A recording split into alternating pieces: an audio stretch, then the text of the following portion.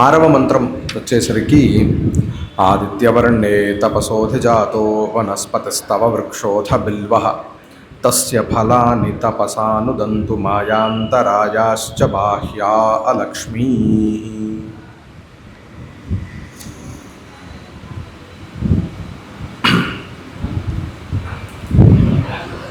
ఆదిత్యవర్ణే అని చెప్పిన అమ్మవారిని సంబోధిస్తున్నారు. అంటే సూర్యుడి వంటి వర్ణము కలిగినటువంటి ఓ తల్లి అని చెప్తున్నారు ఇక్కడ. అంటే మొదటి మంత్రంలో మిగతా చోట్ల ముందర చెప్పుకున్నట్టుగానే ఇక్కడ సూర్యుడి ప్రకాశము వంటి ప్రకాశము కలిగినటువంటిది, తేజోమయ స్వరూపిణి, ఇట్లాంటి అర్థాలు కూడా ఇక్కడ వస్తాయి. అలాగే ఇక్కడ ఆదిత్య శబ్దము అనేది ఉన్నది. అంటే అదితికి సంబంధించినటువంటిది ఆదిత్యము అని కూడా అర్థం చెప్పుకోవచ్చు. అదితి అనే శబ్దానికేమో అఖండ తేజస్వరూపము అనేటటువంటి అర్థం కూడా ఉన్నది. అఖండ తేజస్వరూపము కలిగియుండుట అనేది కూడా ఆదిత్య అనే శబ్దానికి అర్థంగా చెప్పుకోవచ్చు. కాబట్టి అఖండ తేజస్వరూపిణి అనే అర్థం కూడా వస్తుంది.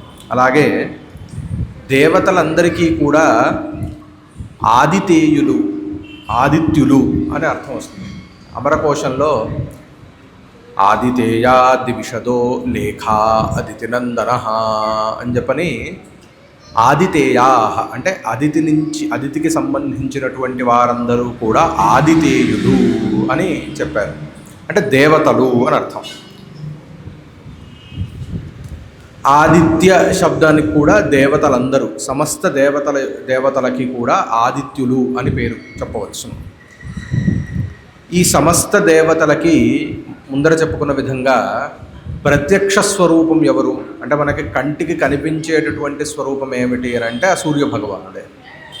కాబట్టి సమస్త దేవతా స్వరూపుడైనటువంటి వాడు సూర్య భగవానుడు. ఆ వర్ణము కలిగినటువంటిది అని అంటే అమ్మవారు కూడా సమస్త దేవతా స్వరూపిణి అనే అర్థం వస్తుంది. గాయత్రి మంత్రంలో కూడా మొదట మనము ఆదిత్యార్థాన్ని చెప్పుకుంటుంటాం. అంటే పరబ్రహ్మని పోల్చాలి అనేటప్పుడు సూర్యుడినే ఉపమానంగా తీసుకొని చెప్తారు. ఎవరితో పరబ్రహ్మతత్వాన్ని పోల్చవచ్చు? ఎందుకు? పరబ్రహ్మతత్వానికి ఉండేటటువంటి గుణాలు ఏమిటి అని అంటే సర్వవ్యాపకుడు, అంతటా ప్రసరించినటువంటి వాడు, అన్నింటి యందు ఉన్నటువంటి వాడు అనే అర్థాన్ని చెప్తారు. అలాగే స్వయం ప్రకాశుడు, ఇట్లాంటివి కొన్ని గుణాలు అంటే ఇట్లాంటి కొన్ని లక్షణాలు పరబ్రహ్మతత్వానికి చెప్తారు. ఈ లక్షణాలతో సరిపోల్చగలిగినటువంటి తత్వం ఏదైనా ఉన్నది అంటే అది సూర్యభగవానుడే. సూర్యభగవానుడి యొక్క తేజస్సు ప్రసరించనటువంటి ప్రదేశం అంటూ ఉండదు, సర్వవ్యాపకం. కాబట్టి ఇక్కడ సూర్యభగవానుడితో సమస్త దేవతాత్మకత్వం చెబుతూనే ఆ సమస్త దేవతాత్మకమైనటువంటి సూర్యభగవానుడే లక్ష్మీ స్వరూపంగా చెబుతూ ఇంకొంచెం సూక్ష్మంగా ఇదే పరబ్రహ్మతత్వం అనేటటువంటి అంశం కూడా ఇక్కడ మనకి ఆదిత్యవర్ణే అని చెప్పి అనే వర్ణంతో మనకి తెలియజేస్తున్నది. తవ ఆదిత్యవర్ణే తపసోధిజాతః తవ తపసా అధిజాతాః. తవ తపసః నియమార్థేతోః జాతః. నీ వలన, నీ యొక్క తపస్సు వలన పుట్టినయిట. ఏం పుట్టయి నీ యొక్క తపస్సు వలన అంటే గనక తపసోధిజాతో వనస్పతయః వనస్పతిస్తవ వృక్షోథ బిల్వః. నీ యొక్క తపస్సు వలన పుట్టినటువంటి పదార్థములు ఈ ప్రపంచంలో ఏమిటి అంటే వనస్పతులు అని. వనస్పతులు అనంటే ఏమిటి అనంటే వనస్పతులు అంటే ఓషధులు.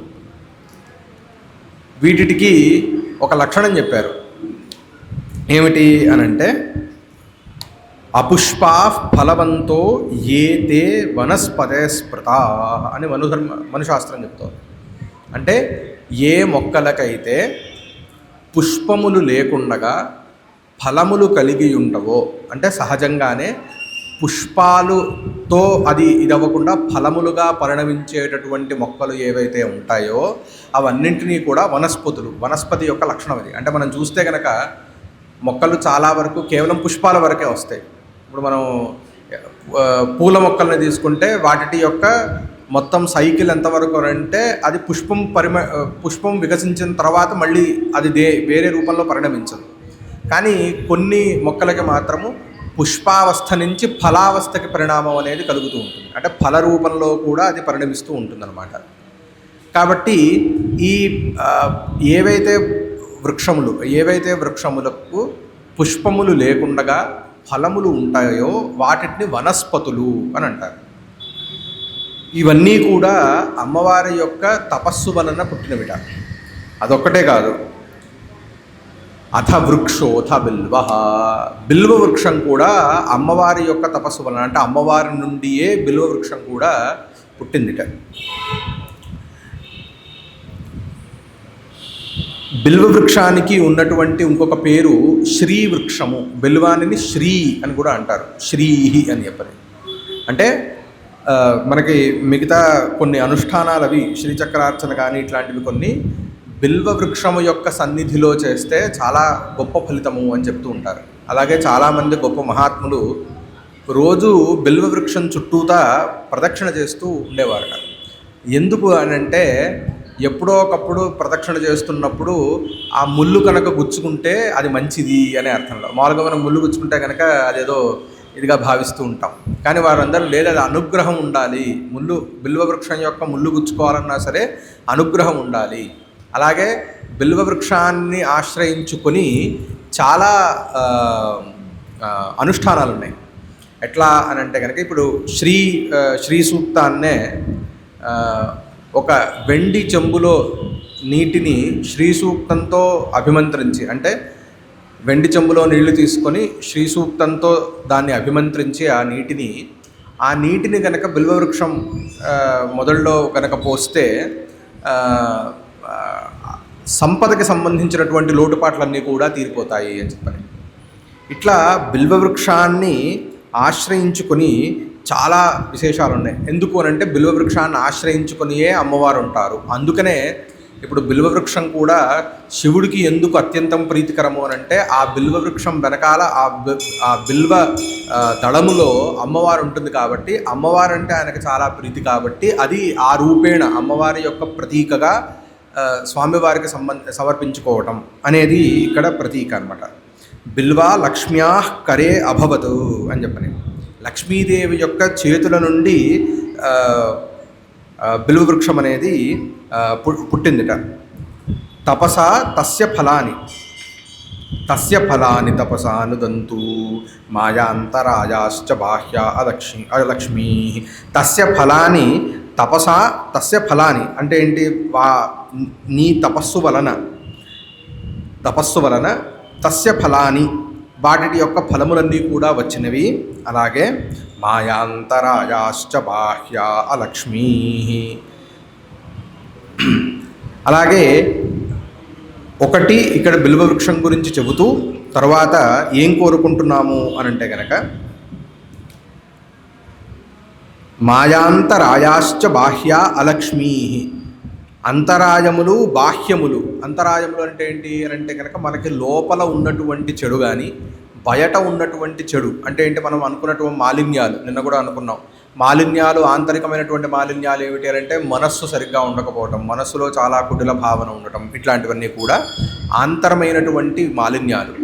బాహ్యములైనటువంటి మాలిన్యాలు ఏమిటి అని అంటే శుభ్రంగా ఉండకపోవటం, ఇవన్నీ కూడా బాహ్యములైనటువంటి మాలిన్యాలు. ఇవన్నీ కూడా అలక్ష్మికి ప్రతీకలు.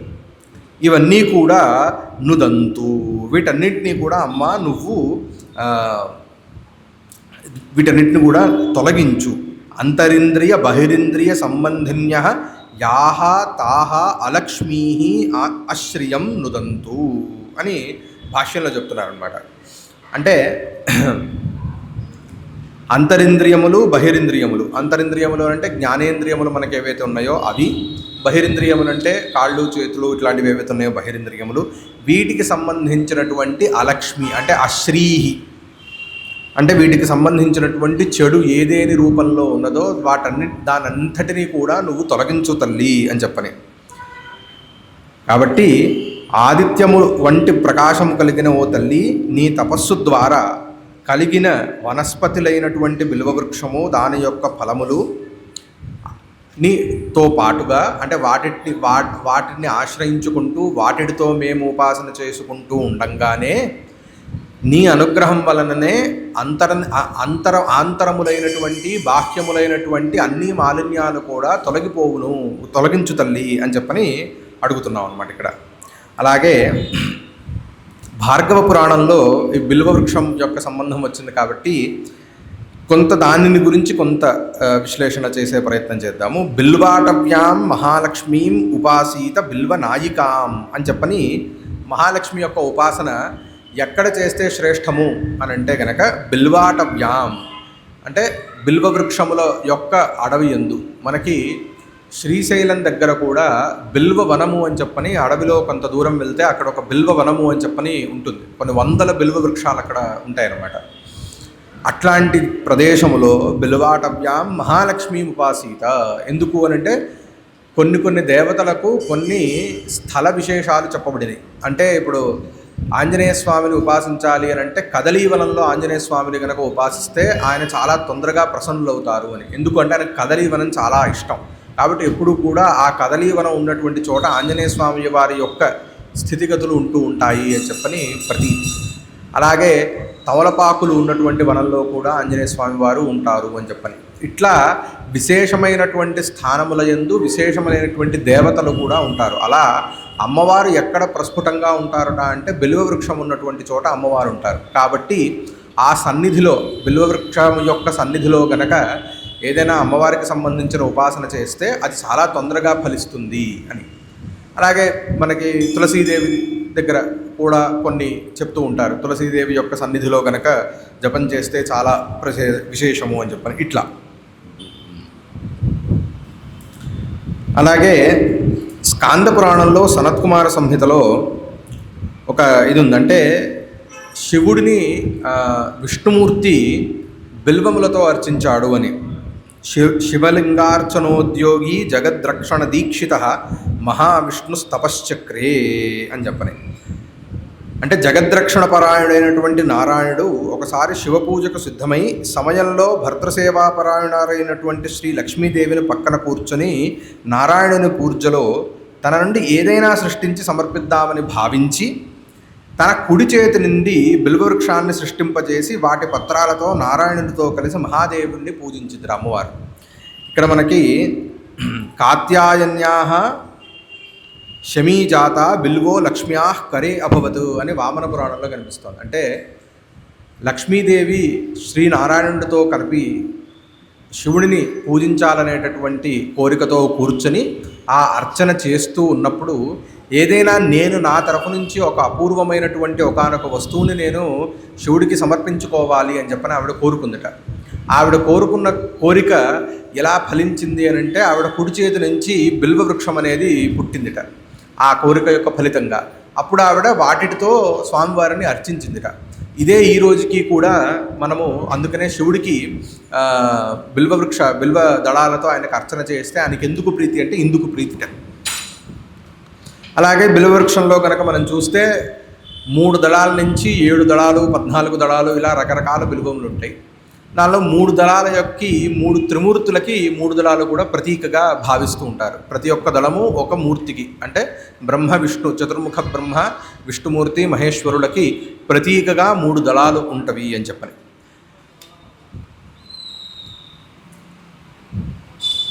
అదే ఇందాక చెప్పినట్టుగానే మహాలక్ష్మీ తపస్తేపే తదా బిల్వ తరుర్జాత లక్ష్మీర్ దక్షిణహస్తత తతస్త్రైశ్చ అర్చయామాస మహావిష్ణుస్తౌ శంకరం బిల్వపత్రార్చనయా తుష్టో మహాదేవో దయానిధి శ్రీవృక్ష ఇది వ్యాఖ్యాతో బిల్వదృదేవపూజిత త్రిగుణైస్త్రిదశైః పత్రైః త్రిమూర్తి ప్రీతిదాయకః త్రయీమయः అయం. ఇది బిల్వవృక్షం యొక్క ఉత్పత్తి మాహాత్మ్యముని కూడా చెప్తోంది. అంటే ఈ బిల్వము ఇందాక చెప్పుకున్నట్టుగా అమ్మవారి యొక్క కుడి హస్తం నుంచి పుట్టింది. తర్వాత దానితో అమ్మవారు మహావిష్ణువులతో కలిపి శంకరుణ్ణి పూజించారు. దీనివల్ల తుష్ట మహాదేవ దయానిధి శంకరుడు దయానిధి అయినటువంటి శంకరుడు ఈ అర్చన వల్ల బిల్వార్చన వల్ల ఆయన చాలా ప్రీతిని పొంది శ్రీర్వృక్ష ఇది విఖ్యాతో బిల్వదృద్ దేవపూజిత అని చెప్పని. ఇప్పటి నుంచి ఈ వృక్షం ఏదైతే ఉన్నదో నీ కుడి చేతి నుంచి పుట్టినటువంటి వృక్షానికి, దీనికి శ్రీవృక్షము అని పేరు.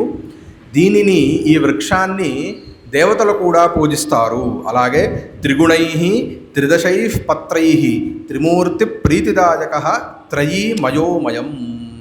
ఇది 3 దళాలతో ఇది ఉంటుంది. ఇది త్రిమూర్తుల యొక్క స్వరూపమయ్యి త్రిమూర్తులకి కూడా ఇది ప్రీతిదాయకం అవుతుంది. అందుకని బిల్వ దళములతో ఈ ప్రమాణం వల్ల ఏమర్థమవుతుందంటే కేవలము శివుడి యొక్క అర్చనే కాదు, విష్ణుమూర్తి యొక్క అర్చన కూడా చేయవచ్చును అని చెప్పని. అలాగే ఈ బిల్వవృక్షము కైలాసములో, వైకుంఠములో, శ్వేతద్వీపములో, స్వర్గముల యందు కూడా ఈ బిల్వవృక్షం లభ్యమవుతుంది అని చెప్పని మనకి పురాణముల ద్వారా తెలుస్తూ ఉంటుందన్నమాట. అలాగే సంరూఢ బిల్వాటవీ మధ్య కల్పద్రుమా కల్ప కాదంబ కాంతార వరసన ప్రియే అని చెప్పని అమ్మవారిని స్తుతిస్తూ ఉంటారు. అమ్మవారు ఎప్పుడూ కూడా ఆ బిల్వవృక్షం యొక్క ఛాయాచిత్రంలో ఎక్కడైతే ఉన్నదో అక్కడల్లా కూడా అమ్మవారు ఉంటుంది అని చెప్పని. శ్రీప్రియం యోర్చయేద్ బిల్వం స నరో భాగ్యవాన్ భవేత్. ఎవరికైతే భాగ్యములు కావాలో, సంపద కావాలో వాళ్ళు విశేషంగా బిల్వపత్రములతో కనుక అమ్మవారికి అర్చన చేస్తే వాళ్ళకి సకల సంపదలు కూడా సమకూరుతాయి అని చెప్పని మనకి తెలుస్తోంది. అలాగే శ్రీచక్రముని కూడా బిల్వ దళాలతో అర్చించడం అనేది కూడా ఒక గొప్ప ప్రక్రియగా భావించాలి. అలాగే ఇప్పుడు 7వ మంత్రాన్ని చూస్తే ఉపయితుమాన్ దేవసఖ కీర్తిశ్చ మణినా సహ ప్రాదుర్భూతోస్మి రాష్ట్రేస్మిన్ కీర్తిమృద్ధిం దదాతు మే. ఈ మంత్రంలో ఏం కోరుకుంటున్నారట అంటే, అమ్మ నువ్వు కుబేరుడితో పాటు, కుబేరుడు అలాగే కుబేరుడు యొక్క గణంతో పాటు మా ఇంటికి వచ్చి వసించు. అలాగే నాకు కీర్తిని, బుద్ధిని, వృద్ధిని రెండింటిని కూడా ప్రసాదించు తల్లి అని చెప్పని అడుగుతున్నారు. ఉపయితు మాం అంటే అమ్మవారిని, అమ్మ మా ఇంటికి రా. ఎవరితో రావాలట? దేవసఖ కీర్తిశ్చ మణినా సహా. ఈ దేవసఖ అంటే ఎవరు అనంటే కుబేరుడు. దేవశబ్దానికి ఇక్కడ దేవతలు అని అర్థం కాదు. దేవశబ్దం ఎక్కడైతే విడిగా అంటే ఆయా దేవతల యొక్క పేరుతో కాకుండా, అంటే ఇంద్రదేవ, చంద్రదేవ అని కాకుండా కేవలము దేవశబ్దం ఎక్కడైతే విడిగా ఉచ్చరింపబడుతుందో అక్కడ దేవశబ్దానికి శంకరుడు అని అర్థము అని చెప్పాలి. భవాయ దేవాయ నమః అని ఇట్లా చెప్పుకుంటే కనుక ఇక్కడ భవాయ దేవాయ నమః ఇది దేవశబ్దాభ్యాసేన సామానాధికరణ్యబలాత్ దేవశబ్ద మహాదేవే రూఢ అని చెప్పని చెప్తున్నారు. అంటే దేవ అంటే ఎవరు అంటే మహాదేవ తస్య సఖ కుబేర అని విద్యారణ్యుల వారు కూడా చెప్తున్నారు అనమాట. అంటే దేవసఖుడు అని అంటే కనుక శంకరుడికి సఖుడైనటువంటి కుబేరుడు. అలాగే కీర్తిశ్చ మణినా సహా, అలాగే కీర్తితో పాటు కూడిరమ్ము అని. అంటే కీర్తితో రావటం ఏమిటి అని అంటే, ఒకటి నాకు కీర్తిని కూడా నాకు ప్రసాదించు అనేది స్థూలమైనటువంటి ఒక అర్థమైతే, కీర్తి అనేది ఒకానొక దేవత. ఈవిడ కీర్తి, పుష్టి, తుష్టి వీళ్ళందరూ కూడా దక్షుని యొక్క పుత్రికలుగా మనకి పురాణం చెబుతోంది. కీర్తి అనేది ఈ కుబేరుడి యొక్క గణంలో ఉన్నటువంటి ఒకానొక దేవత. అలాగే మణినా సహా అనంటే కుబేరుడికి అనేకములైనటువంటి కోశాగారములు ఉన్నవి. అంటే దేని ఎందైతే సంపద అంతా ఉంటుందో అనేక కోశాగారములు ఉన్నాయి. వాటికి అన్నిటికీ కూడా అంటే ట్రెజరర్, అంటే కుబేరుడికి ట్రెజరర్ ఎవరయ్యా అంటే మణిభద్రుడుట. ఆ మణిభద్రుడిని ప్రస్తుతం మణి అని చెప్తున్నాడు. కీర్తిశ్చ మణినా సహా అంటే మణిభద్రుడితో కూడి కుబేరుడితో పాటుతో ఓ తల్లి నువ్వు మా ఇంటికి రా అని చెప్పని అడుగుతున్నావు అనమాట అనేది ఒక అర్థము. ఇంకొక రకంగా చూస్తే మణిన అని అంటే చింతామణిన అని, అంటే చింతామణి అనేటటువంటిది ఒక మంత్రము. ఆ మంత్రం వల్ల సర్వము సిద్ధిస్తుంది అని మంత్రశాస్త్రంలో చాలా ప్రసిద్ధి. కాబట్టి ఆ చింత అంటే సర్వచింతలను కూడా హరించేటటువంటి ఒకానొక ఉపాసనా విశేషము. దానివల్ల దానిని ఆ ఉపాసనకి ఉపాస్య అయినటువంటి దేవత ఎవరైతే ఉన్నారో ఆ దేవత అంటే ఏంటి, ఏ కోరికలు ఏ చింతలు ఉంటావో ఆ అన్నింటినీ కూడా తీర్చేటటువంటి ఏ దేవత అయితే ఉన్నదో ఆ దేవతతో పాటు కలిపి రమ్మని అడుగుతున్నాము. అలాగే ప్రాదుర్భూతోస్మి రాష్ట్రేస్మిన్ కీర్తిమృద్ధిం దదాతు మే, అలాగా అస్మిన్ రాష్ట్రే ప్రాదుర్భూత అస్మి, ఏ దేశమునందైతే నేను పుట్టానో అంటే నేను ఏ ప్రదేశమునందైతే ఉంటున్నానో ఆ ప్రదేశమునందు కీర్తిం వృద్ధిం దదాతు మే. మనం ఎక్కడున్నా సరే మనం చాలా సమృద్ధిగా ఉండాలని కోరుకుంటూ ఉంటాం. ఒకటి, మనల్ని గురించి నలుగురు కూడా చెడుగా మాట్లాడుకోకూడదు, మనల్ని కొంచెం మన గురించి కాస్త మంచిగా మాట్లాడుకోవాలి అనేటటువంటి ఒక కోరిక ఒకటి ఉంటుంది. అలాగే మనం వృద్ధి చెందుతూ ఉండాలి.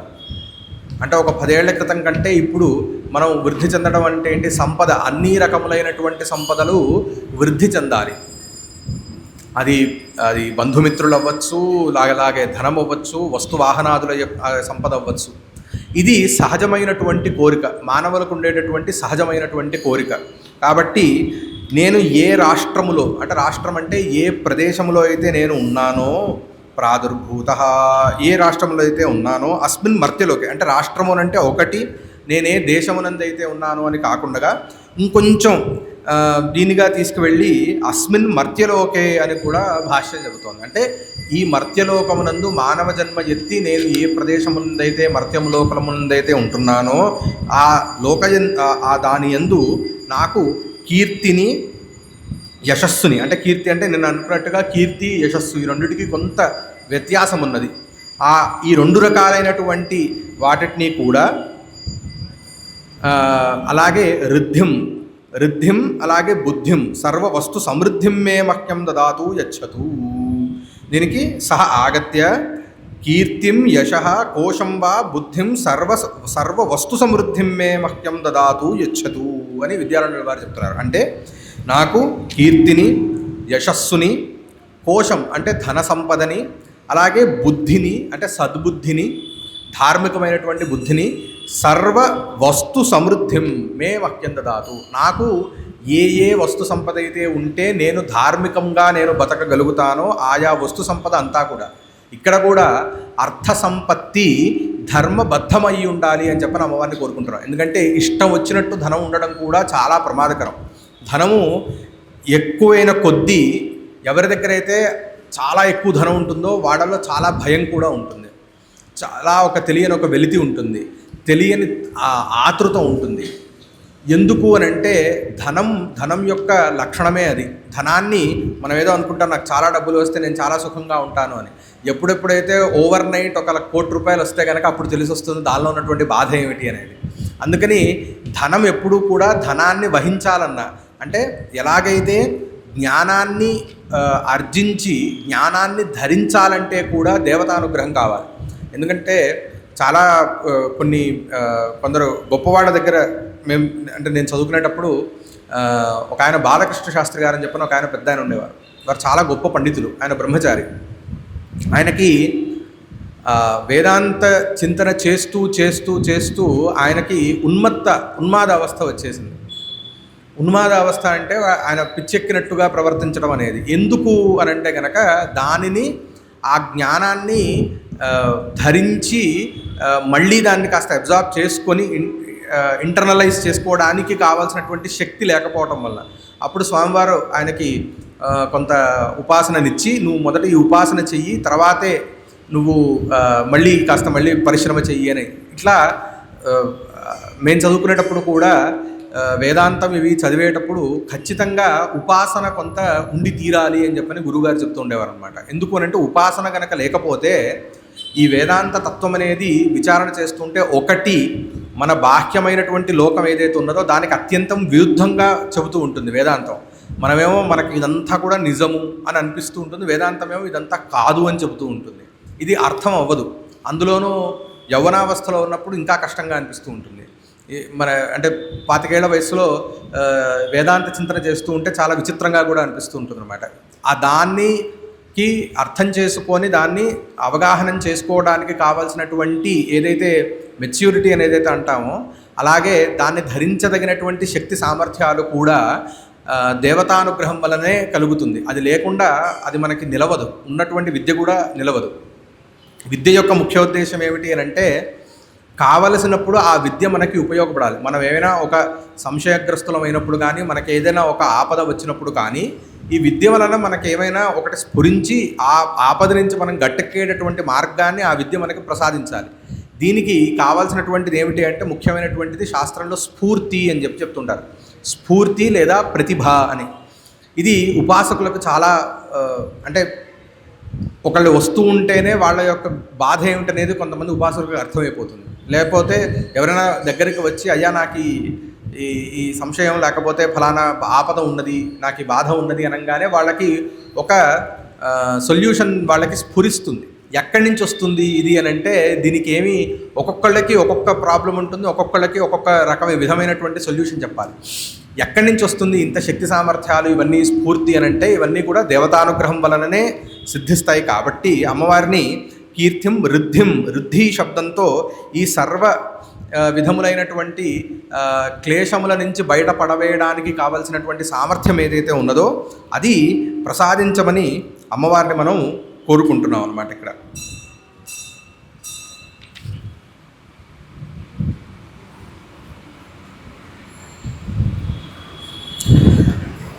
అలాగే తర్వాత చూస్తే క్షుత్పిపాసామలాంజ్యేష్ఠాం అలక్ష్మీం నాశయామ్యహం అభూతిమసమృద్ధించ సర్వాన్ నిర్నుదమే గృహాత్.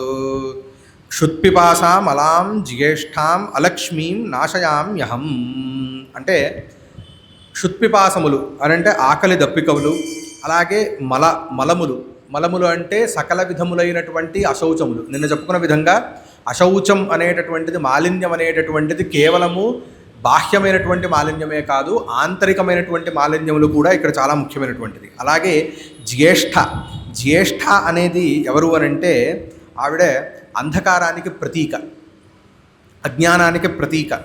ఇటువంటి జ్యేష్ఠ అనేటటువంటి అలక్ష్మిని కూడా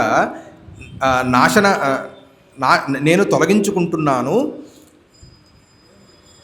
అలాగే అభూతిం అసమృద్ధించ సర్వాన్ నిర్నుద మే గృహాత్. అలాగే నా యొక్క గృహం నుంచి ఇది నేను ఎలా తొలగించుకుంటున్నాను? ఈ ఆకలి దప్పికల్ని తొలగించుకోవటం అంటే ఏమిటి అని అంటే కనుక ఆకలి దప్పికల్ని తొలగించుకోవటం అంటే ఏమీ తినకుండా తాగకుండా ఉండటం అని అర్థం కాదు. ఆకలి దప్పికల వశుడై ఉండకుండా ఉండటము అని. మనం ఏ వ్రతాలు తీసుకున్నా ఆహార నియమాలు కానీ మనల్ని ఎటువైపు మనల్ని మళ్ళిస్తున్నాయి అని అంటే కనుక ఆకలి వలన మనకి ఆకలికి వశం అవ్వటం అంటే ఏమిటి? ఎప్పుడు ఆకలి వేస్తే అప్పుడు తినాలనే గాబరగా తినేయటం. సరిగ్గా ఆ వస్తువు ఏంటి, అది దానికి వస్తు శుద్ధి ఉన్నదా లేదా, దాన్ని సరిగ్గా వండారా లేదా, దాన్ని శుచిగా వండారా లేదా, శుచి అయినటువంటి మనస్సుతో వండారా లేదా. మనకు అందుకనే కనుక మనం సంప్రదాయాన్ని కనుక కొంచెం ఆలోచిస్తే కనుక సదాచార సంపన్నులైనటువంటి కుటుంబాలలో మడిగట్టుకొని వండుకోవటం అనేది ఉంటాయి.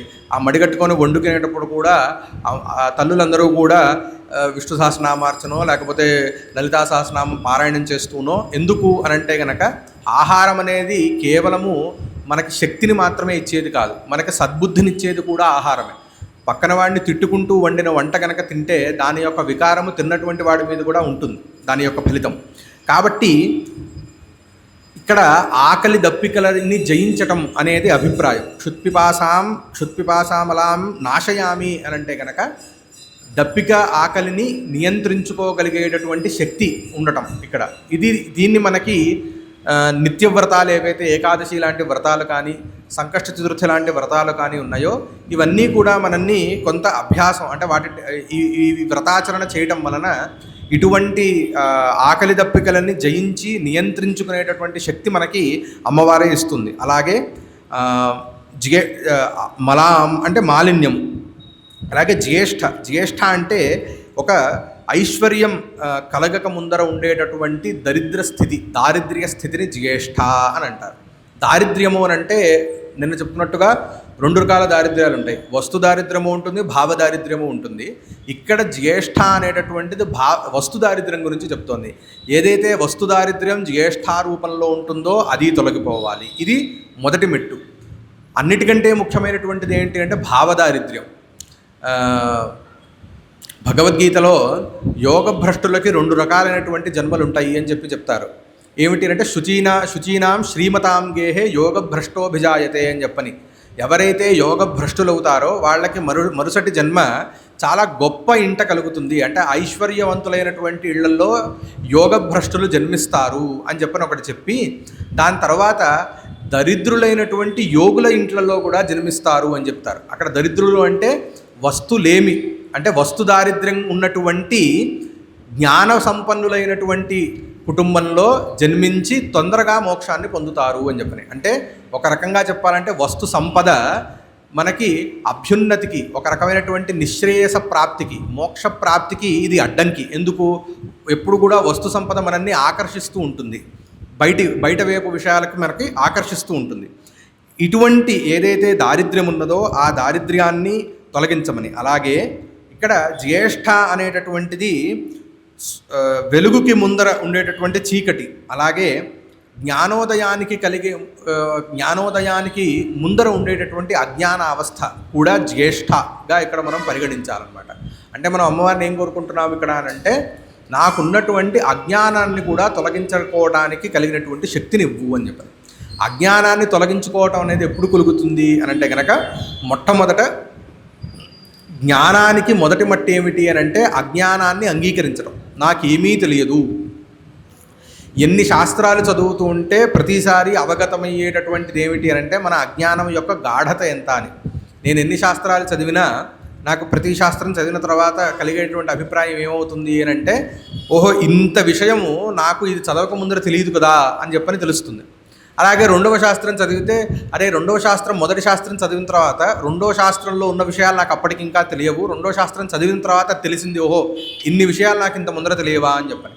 కాబట్టి చదువుతున్న కొద్దీ ఏమి తెలుస్తుంది అని అంటే దాన్ని రెండు రకాలుగా చూసుకోవచ్చు. నాకు చాలా విషయాలు తెలుసు అనేటటువంటి ఒక అహంభావన పెరగడానికి ఆస్కారం ఉన్నది. రెండో రకంగా పాజిటివ్ యాంగిల్ ఏమిటి అని అంటే, ఓహో ఇన్ని విషయాలు నాకు నా అజ్ఞానం యొక్క గాఢత తెలుస్తూ వెళ్తోంది, ఎంత తెలిసినా సరే నాకు తెలియనటువంటిది చాలా ఉన్నది అనేటటువంటి ఒక భావన మనకి మొదటి మెట్టు అజ్ఞానాన్ని తొలగించుకోవటానికి. కాబట్టి అటువంటి సద్బుద్ధిని కూడా ప్రసాదించమని అమ్మవారిని మనం కోరుకుంటున్నాం. అలాగే అభూతి అనంటే అస్సలు లేకపోవటం, అసమృద్ధి అనంటే కనుక తగినంత లేకపోవటం. కాబట్టి అస్సలు లేకపోవటం, తగినంత లేకపోవటంలో కొంత వ్యత్యాసం ఉన్నది. ఈ రెండింటినీ కూడా చాలాసార్లు మనకు ఎలా ఉంటుంది అంటే, తగినంత లేకపోవటం అనేటటువంటి దానికి ఒక సీమ లేదు. నిన్న చెప్పుకున్నట్టు ఐశ్వర్యం ఎంత కావాలి అంటే, కావాలండి. ఎంత కావాలి, దానికి పరిమితి ఏమిటి అని అంటే, నాకు ఎంత కావాలి అనే దాని మీద నాకు ఎప్పుడైతే క్లారిటీ ఉంటుందో, నా అవసరాలు తీరుతున్నాయి కాబట్టి నాకు చాలు అని అనిపించాలి. కానీ సహజంగా ఐశ్వర్యంతో మనకి ఒకవేళ సంబంధం ఏర్పడితే అలా అనిపిస్తుందా? ఎంత డబ్బు ఉన్నా సరే మనకి చాలు అని ఎప్పుడు కూడా అనిపించదు. అది ఆ ఐశ్వర్యం యొక్క స్వభావం. కాబట్టి అమ్మవారి యొక్క అనుగ్రహం మనం ఏం కోరుకోవాలంటే, నాకు ఎక్కడో ఒక చోట ఐశ్వర్యం కూడా నాకు చాలు తల్లి, నాకు కావాల్సినటువంటి అసమృద్ధి ఏదైతే ఉన్నదో అది తీరిపోయింది. అంటే అసమృద్ధి అంటే సమృద్ధిగా లేకపోవటం, కావలసినంత లేకపోవటం. ఇంట్లో 10 మంది ఉన్నారు, లేకపోతే నా కుటుంబంలో ఒక 10 మంది ఉన్నారు, వాళ్ళందరినీ పోషించడానికి కావలసినంత సంపద నాకు కావాలి. దానికంటే ఎక్కువైనప్పుడు నాకు చాలు అనేటటువంటి బుద్ధి కూడా కలగాలి. ఇది ఇక్కడ మనం అసమృద్ధిం నిర్ణుద అని చెప్పని అమ్మవారిని కోరుకుంటుంటాం. తర్వాత గంధద్వారాం దురాధర్షాం నిత్యపుష్టాం కరీషిణీం ఈశ్వరీగుం సర్వభూతానాం తామిహోపహ్వయే శ్రియం. మామూలుగా ఈ శ్లోకం చెబుతూ అమ్మవారికి గంధలేపనం మనం చేస్తూ ఉంటాం.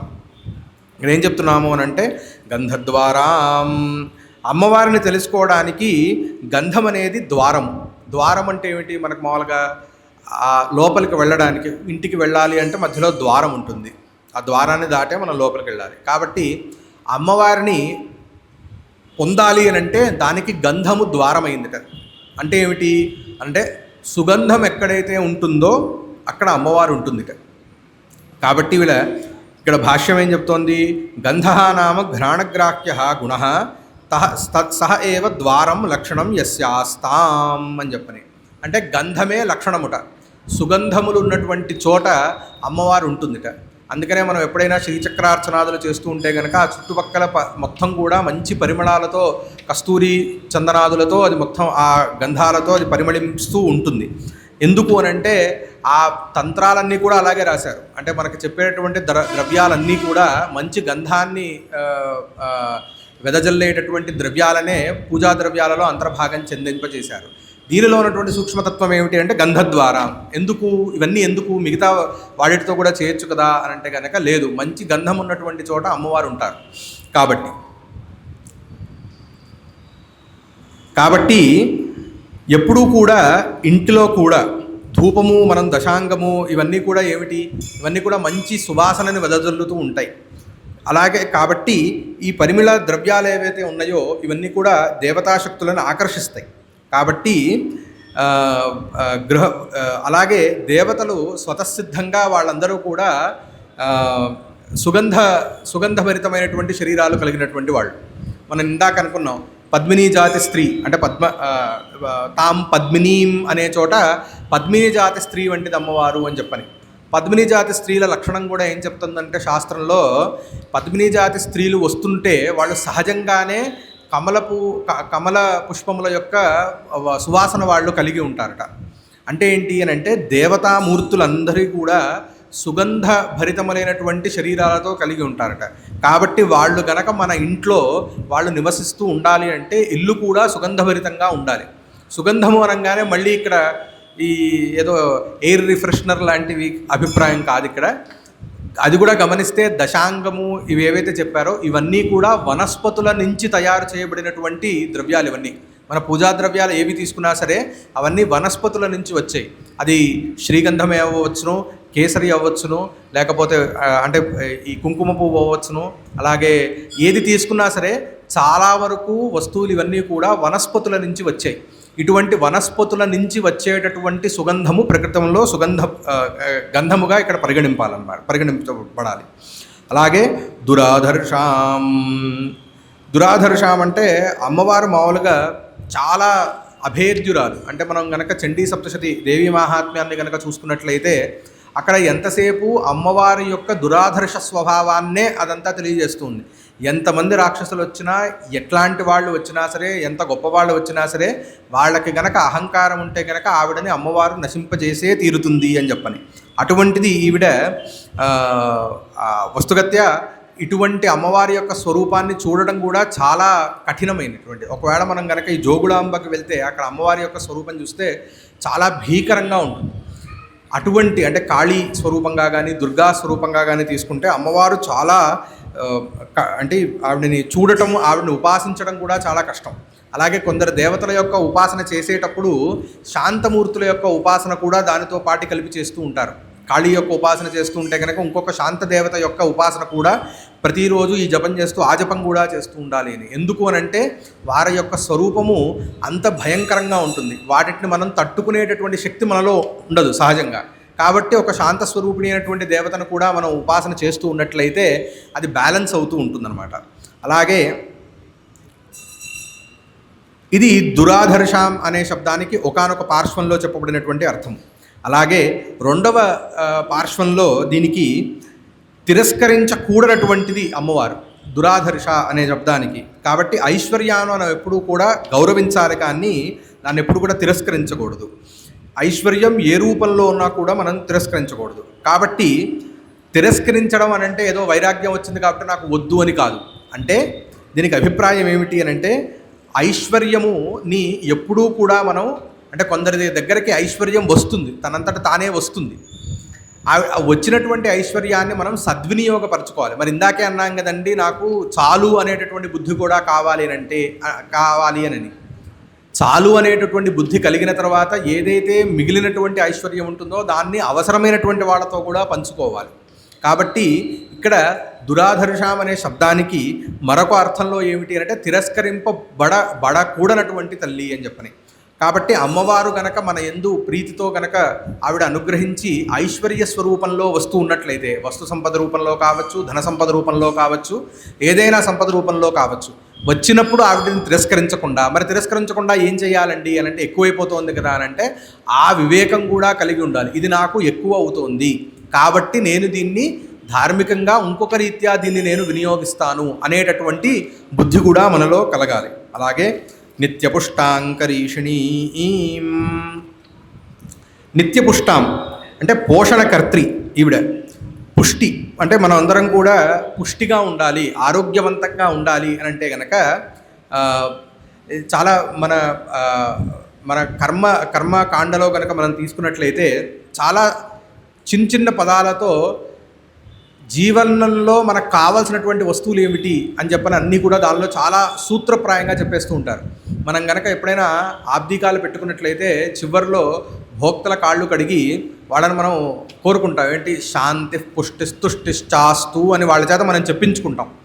అయ్యా ఇదంతా అయిన తర్వాత పితృదేవతల యొక్క అనుగ్రహం కలిగి మాకు శాంతి పుష్టి తుష్టి ఈ మూడు కూడా అనుగ్రహించండి అని చెప్పని మనం కోరుకుంటాం అనమాట. వస్తుగత్యా మనం కనుక దీన్ని కొంచెం సూక్ష్మంగా వివేచన చేసుకోగలిగితే మనకి జీవితంలో ఏం కావాలి అని అంటే మనశ్శాంతి, అనవసరమైనటువంటి అంటే ప్రతి చిన్న విషయానికి కూడా మనం కకావికలం అవ్వకుండా శాంతంగా నిబ్బరంగా, ఎందుకనంటే జీవితం అంటేనే సుఖదుఖాల యొక్క కలయిక కాబట్టి సుఖం వచ్చినా సరే దుఃఖం వచ్చినా సరే మనస్సు చంచలించకుండా దాన్ని ఒక సాక్షిభావంతో చూడగలిగేటటువంటి ఒక సామర్థ్యం మనకి ఉండాలి.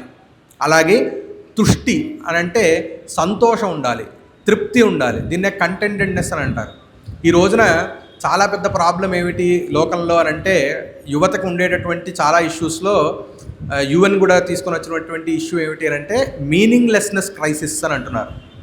ఈ రోజున యువతకు ఉన్నటువంటి పెద్ద ప్రాబ్లం ఇది.